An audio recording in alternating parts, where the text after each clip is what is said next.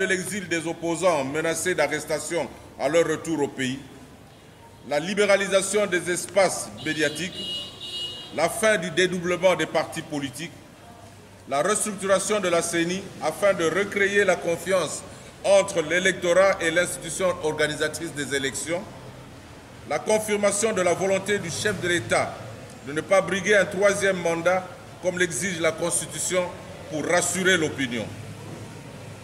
Cet appel est resté lettre morte.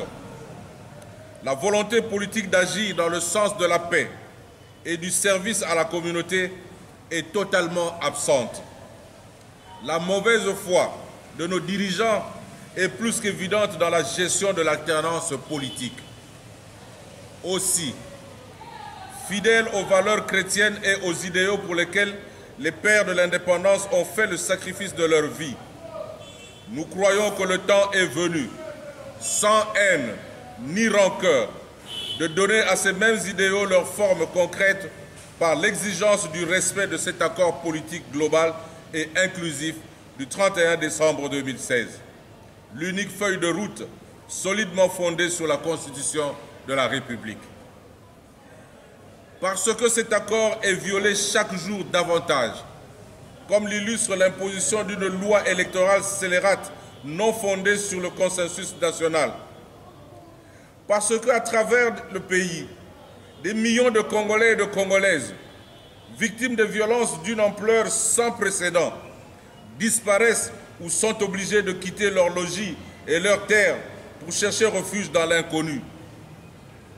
Parce que les libertés les plus fondamentales continuent à être foulées aux pieds par un pouvoir qui n'hésite pas à tirer sur des manifestants sans armes. Parce que les opposants, les journalistes et les leaders syndicaux indépendants, ainsi que les activistes de défense des droits de l'homme, sont injustement emprisonnés et condamnés à l'exil. Parce que les richesses nationales du sol et du sous-sol demeurent confisquées par une poignée d'individus qui ont privatisé l'ensemble des services de l'État. Ensemble, comme le 16 février 1992, unissons nos efforts et nos forces pour dire non à cet esclavagisme imposé par l'oligarchie du pouvoir. Nous disons non à la situation actuelle en attendant de le faire de manière plus décisive dans les urnes en 2018. Nous disons 3 fois non à la confiscation de la démocratie par une poignée d'individus. Non au silence coupable et cynique des dirigeants face à la misère généralisée de la population, alors que les richesses nationales continuent à être pillées et dilapidées. Non au massacre des compatriotes du Kivu, du Kasaï et du Tanganyika. Non au viol de nos mères, de nos sœurs et de nos filles. Non à l'utilisation des groupes armés pour terroriser et massacrer les populations.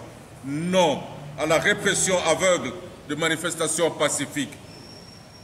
Puisque nous voulons des élections crédibles, condition indispensable pour mettre fin à la crise actuelle de la légitimité, puisque nous voulons d'un Congo libéré de la dictature de la corruption, de l'impunité, de l'injustice et de la confiscation des institutions publiques et judiciaires, libérons-nous de la peur, de la résignation et de l'inertie coupable.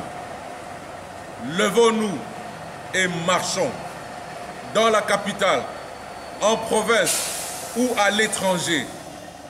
Levons-nous et marchons, femmes et hommes de foi, croyant en Dieu et chrétiens de toute sensibilité, toute personne éprise de justice et de paix, de toute condition et de toute génération, engagés ou non dans l'activité politique et associative. Levons-nous et marchons pour libérer l'avenir et faire de notre pays une terre de paix, de dignité, d'hospitalité et de progrès pour tous.